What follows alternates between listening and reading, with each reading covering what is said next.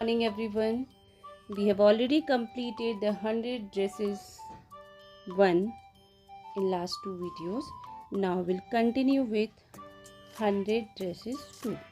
So be ready with that, and here I start.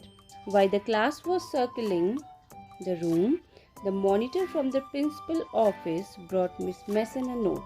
So everybody was moving here and there in the class.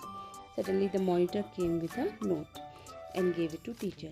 Miss Mason read it several times and studied it thoughtfully. So she read it many times and studied it thoughtfully for a while. Then she clapped her hands. Attention class, everyone back to their seat. She called everybody, come back to the seat. When the shuffling of feet had stopped and the room was still and quiet, Miss Mason said, now everybody was back to the seat. There was no shuffling of the feet, no noise of the feet, and everybody was quiet. Miss Mason said, I have a letter from Vanda's father that I want to read to you. So she had that letter in her hand and she said, I want to read it to you. So please underline the words circling, thoughtfully, shuffling, and write their meaning in your book. Miss Mason stood there a moment and the silence in the room grew tense and expectant. She stood there in front and everybody was very tense and expecting what will happen after this. The teacher adjusted her glasses slowly and deliberately. Intentionally, she adjusted her glasses. Her manner indicated that what was coming, this letter from Vanda's father, was a matter of great importance. So, from her expression only, everybody could understand that the matter is something serious. Everybody listened closely as Miss Mason read the brief note. So she started reading the note. Everybody was listening to her very attentively, and the note was, dear teacher, my Vanda will not come to your school anymore. Jack also. Now we move away to big city. No more holler poller. No more ask why funny name. Plenty of funny names in the big city. Yours truly, Jen Petrovsky. So father has written the letter that Vanda will not come to school. We are moving to the big city. There will be no holler pollock. Holler pollock means cry loudly and word of anger. Nobody will tease her. Nobody will shout at her. Nobody will show her anger. And there will be no funny name. There are so many big names in big city. Only this much was written in the note. You can see in your book. A deep silence met the reading of this letter. Miss Mason took off her glasses, blew on them, and wiped them on her soft white handkerchief. So everybody was so serious, so silent. She took off her glasses and cleaned it again with her handkerchief. Thank you. Then she put them on again and looked at the glass. When she spoke, her voice was very low. She must be feeling very bad. I am sure that none of the boys and girls in room 13 would purposely and deliberately hurt anyone's feeling because his or her name happened to be a long, unfamiliar one.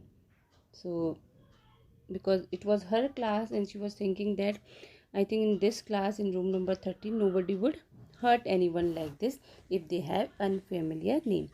I prefer to think that what was said in thoughtlessness.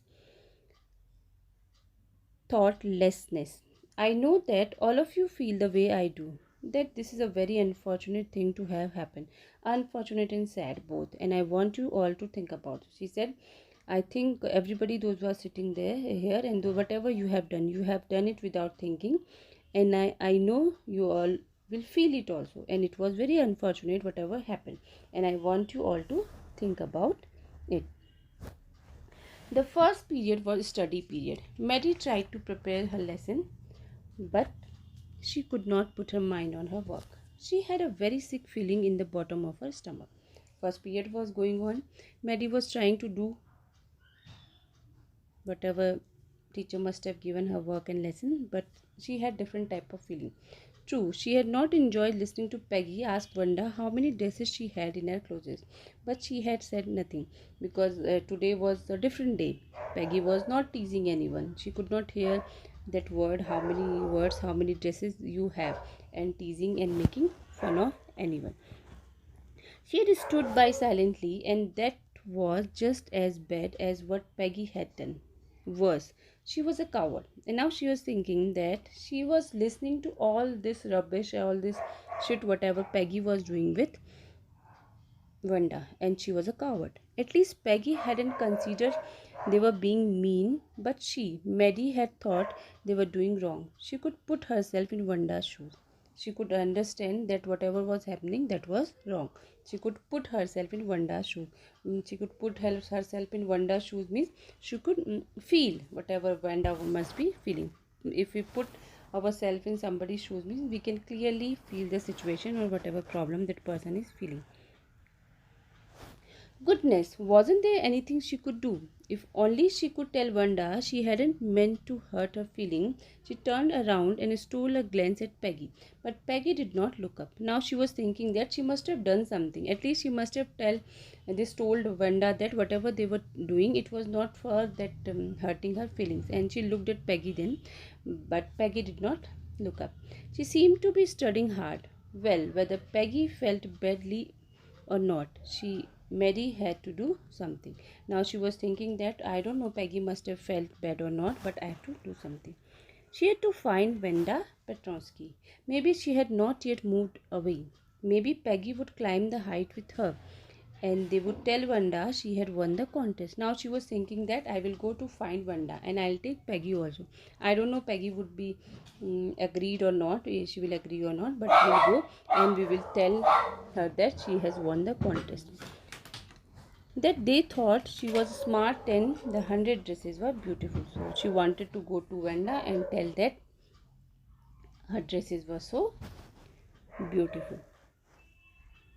When school was dismissed in the afternoon, Peggy said, with pretended casualness, "Hey, let's go and see if that kid was left down or not."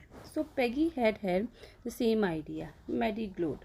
Peg was really all right. The two girls hurried out of the building up the street towards Bogging Heights. So she said to Peggy, "Let's go to find out about that kid." Which kid? Wanda. And Peggy also was ready to go. And they hurried to Boggin Heights, the part of town that wore such a forbidding air on this kind of a November afternoon. Such a bad air was there in November afternoon. Drizzly, damp, and dismal. Drizzly, it was raining, light raining was there. It was wet and very sad atmosphere. When they both were going to Boggin Heights, they realized that it was drizzling and it was damp. Damp means it was wet there and very sad. "Well, at least," said Peggy gruffly, "I never did call her a foreigner or make fun of her name. I never thought she had the sense to know we were making fun of her anyway." So Peggy said, "I never knew that whatever we were doing, we were making fun of her, but she also realized that we were making fun of her. I thought she was too dumb." And she said, "I was thinking that she was too dumb." Dumb means the person who does not feel anything. And Gee, look how she can draw. Maddie could say nothing. And Gee mean exclamation of joy. And now see, I thought she was dumb, and now look at her drawing, how beautifully she has drawn. Maddie could say nothing, and Maddie did not say anything. All she hoped was that they would find Wanda. Maddie was only thinking that we should find Wanda. She wanted to tell her that they were sorry they had picked on her and how wonderful the whole school thought she was. And she wanted to tell her that we are very sorry we made fun of you, and you should know that how wonderful everybody in the school thinks about you, and please not to move away and then everybody would be nice. She wanted to tell Wanda that please do not go, everybody will be nice with you. She and Peggy would fight anybody who was not nice, and she also wanted to say to Wanda that don't go, if anybody will tease you, we both will fight. The two girls hurried on. They hoped to get to the top of the hill before dark. "I think that's where the Petronsky live," said Mary, pointing to a little white house. Wisps of old grass stuck up here and there along the pathway. So they looked at one house, and Mary said, "Maybe this is the place, White House, where they lived, Petronsky family lived." Whispering pieces of old grass were there. It was looking like very old house, and up here and there along the pathway like thin kittens. So like small kittens, there were old grasses and bushes were there. The house and its sparse little yard looked shabby but clean. So the house and its yard, the front area, it looked very shabby, simple and cheap, but it was clean. So it was a very small house where they lived. Okay, but it was looking like old one. It was simple and cheap, but it was clean one. It reminded Maddie of Vanda's one dress, her faded blue cotton dress, shabby but clean. And it was same like Vanda's dress. It was shabby dress, but it was clean. There was not a sign of life about the house, and nobody was there like. Peggy knocked firmly on the door, but there was no answer. She and Maddie went around to the backyard and knocked there. Still there was no answer. So they knocked at the door, nobody came. Then they went to backyard. There also they knocked, but nobody came.